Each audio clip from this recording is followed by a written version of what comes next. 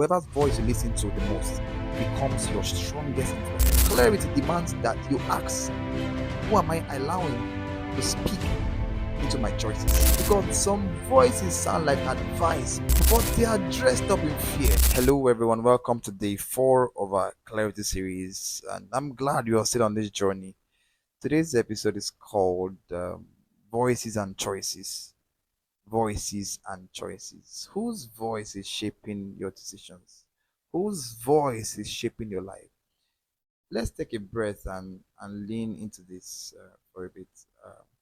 Because clarity doesn't just come from knowing what you want, it comes from learning to filter what you don't need to hear. It comes from learning to filter what you don't need to hear. Have you ever felt confused, not because you didn't have answers, but because you had too many persons talking to you, advising you? It's like trying to tune into a single radio station when five others are playing at the same time. Can you imagine that? That's what it feels like to live based on other people's voices, your parents, your friends, social media, mentors, even strangers online. Interestingly, they all mean well. Yes, they all do. But not all of them are meant to guide your decisions. So here is something that changed my perspective, that changed my life. And the thought is, whoever's voice you listen to the most becomes your strongest influence. Whoever's voice you listen to the most becomes your strongest influence. If you only hear fear, you'll stay stuck. If you only hear hype, you will chase validation. If you only hear doubt, you will keep shrinking.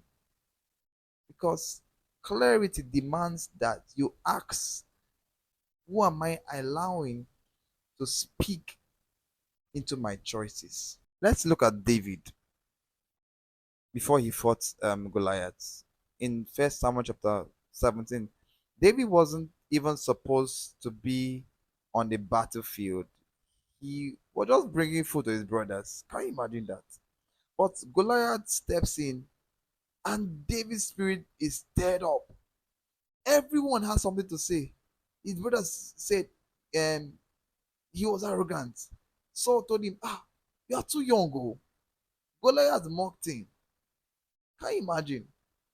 Yet David chose to listen to the voice of experience, not theirs. David said in First Samuel chapter 17, verse 37, says, the same God who delivered me from the lion and the bear, my goodness, will deliver me from this giant. Can you imagine that? That was clarity, guys. That was clarity. Not because he was the strongest, but because he filtered every other voice and followed the one who had never failed him.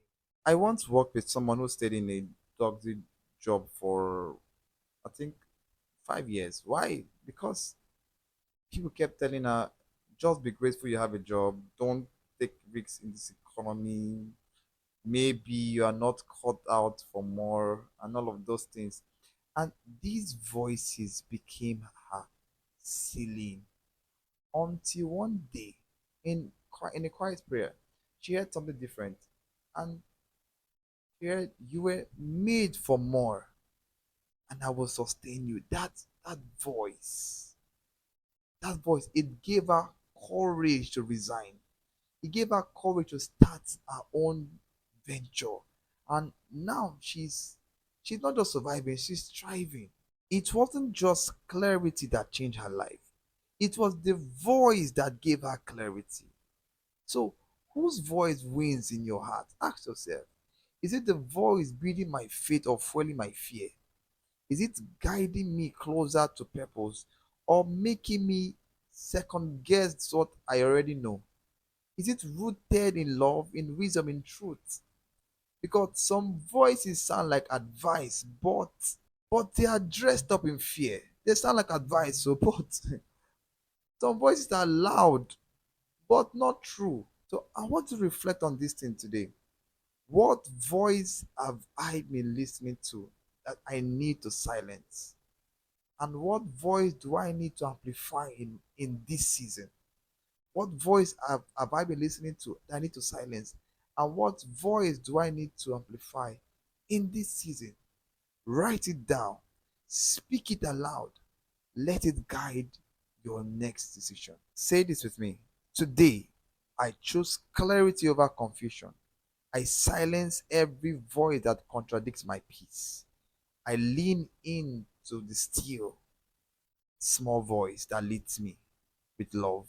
I reject fear, noise, and I tune into divine wisdom. I will not make decisions based on pressure. I will not move with fear. I will move with peace in this moment.